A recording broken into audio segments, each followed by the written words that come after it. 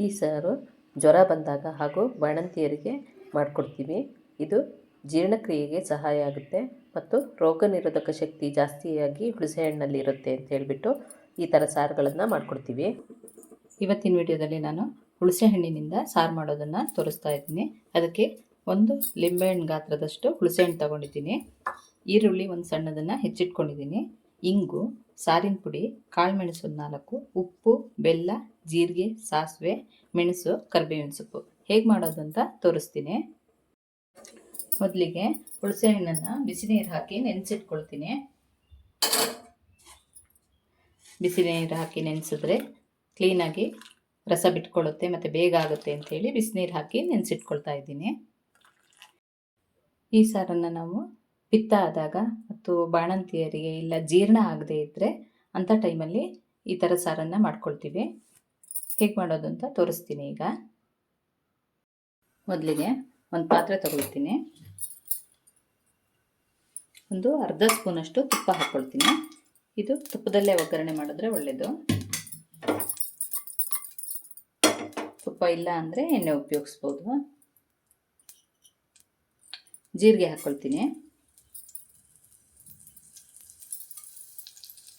ಸಾಸಿವೆ,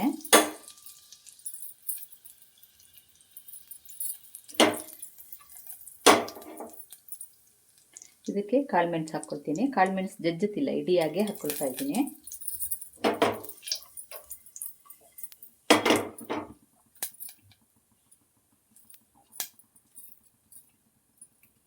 ಒಂದೆರಡು ಮೆಣಸು ತುಂಡು ಮಾಡಿ ಹಾಕ್ಕೊಳ್ತಿದ್ದೀನಿ.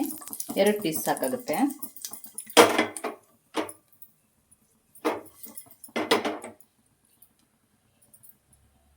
ಸಾಸಿವೆ ಜೀರಿಗೆ ಹುಟ್ಟುತ್ತಾ ಇದೆ. ಈಗ ಹಿಂಗೆ ಹಾಕ್ಕೊಳ್ತೀನಿ.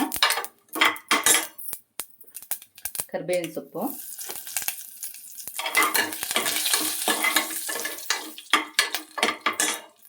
ನೀರು ಹಾಕ್ಕೊಳ್ತೀನಿ.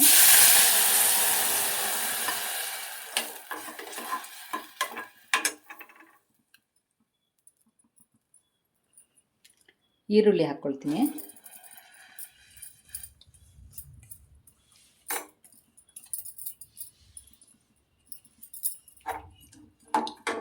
ಈರುಳ್ಳಿಯನ್ನು ಸಾಧ್ಯ ಆದಷ್ಟು ಚಿಕ್ಕದಾಗಿ ಹೆಚ್ಕೊಳ್ಬೇಕು, ಆವಾಗ ಸಾರು ಚೆನ್ನಾಗಾಗುತ್ತೆ. ಇದು ಒಂದು ಕುದಿ ಬರಬೇಕು. ಈಗ ಇದಕ್ಕೆ ಉಪ್ಪು ಬೆಲ್ಲ ಹಾಕ್ಕೊಳ್ತೀನಿ. ಬೆಲ್ಲ ಹಾಕ್ಕೊಂಡೆ ಉಪ್ಪು ಹಾಕ್ಕೊಳ್ತೀನಿ.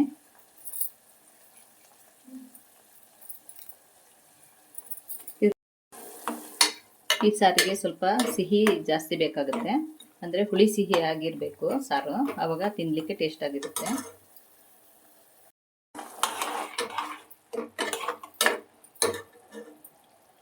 ಈಗ ಇದಕ್ಕೆ ಹುಣಸೆಹಣ್ಣಿನ ರಸ ಹಾಕ್ಕೊಳ್ತೀನಿ. ನಿಮ್ಗೆ ಎಷ್ಟು ಸಾರು ಬೇಕೋ ಅದರದ್ದು ಅಳತೆಯಲ್ಲಿ ಹುಣಸೆಹಣ್ಣು ಹಾಕ್ಕೊಳ್ಬೇಕು. ನಾನೊಂದು ಇಬ್ಬರಿಗೆ ಮಾಡ್ತಾ ಇರೋದು, ನನಗೆ ಎಷ್ಟು ಸಾಕಾಗುತ್ತೆ.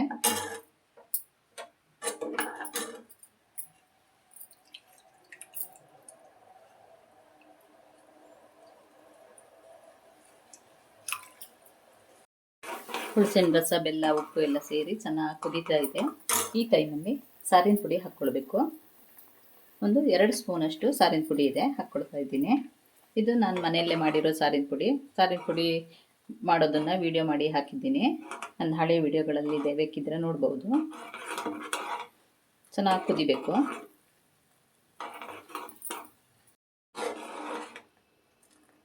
ನಮ್ಮಲ್ಲಿ ಇದನ್ನು ಬಾಣಂತಿಯರಿಗೆ ಒಂದು 40 ದಿನ ಆದಮೇಲೆ ಮಾಡಿಕೊಡ್ತೀವಿ. ಮತ್ತು ಅಜೀರ್ಣ ಆಗಿದ್ದರೆ ಅಥವಾ ಪಿತ್ತ ಆಗಿದ್ದರೆ ಈ ಥರ ಸಾರುಗಳನ್ನು ಮಾಡಿ ಊಟ ಮಾಡ್ತೀವಿ, ಆವಾಗ ಸರಿಯಾಗುತ್ತೆ ಅಂತ ಹೇಳ್ಬಿಟ್ಟು. ಹುಣಸೆಹಣ್ಣು ತುಂಬ ಒಳ್ಳೆಯದು. ಟೊಮೆಟೊ ಉಪಯೋಗಿಸೋಕ್ಕಿಂತನೂ ಹುಣಸೆಹಣ್ಣು ಅಡುಗೆಯಲ್ಲಿ ಉಪಯೋಗಿಸೋದು ಒಳ್ಳೆಯದು.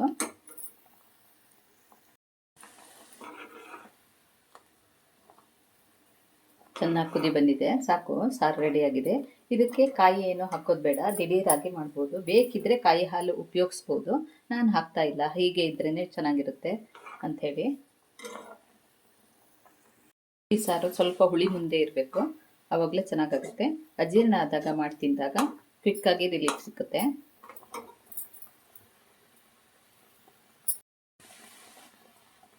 ಚೆನ್ನಾಗಿ ಕುದಿ ಬಂದಿದೆ, ಸಾಕು, ಸ್ಟವ್ ಆಫ್ ಮಾಡ್ಕೊಡ್ತೀನಿ. ಸಾರು ರೆಡಿ ಆಯಿತು. ಇವತ್ತಿನ ವಿಡಿಯೋದಲ್ಲಿ ನಾನು ಹುಣಸೆ ಹಣ್ಣಿನ ಸಾರು ಹೇಗೆ ಮಾಡೋದು ಅಂತ ತೋರಿಸಿದ್ದೀನಿ. ಆರೋಗ್ಯಕ್ಕೆ ತುಂಬ ಒಳ್ಳೆಯದು ಈ ಸಾರು. ಈ ವಿಡಿಯೋ ನಿಮಗೆ ಇಷ್ಟ ಆದಲ್ಲಿ ಲೈಕು, ಶೇರು, ಕಮೆಂಟ್ಗಳನ್ನು ಮಾಡಿ. ಸಬ್ಸ್ಕ್ರೈಬ್ ಮಾಡದೇ ಇರೋರು ಸಬ್ಸ್ಕ್ರೈಬ್ ಮಾಡಿ. Thank you.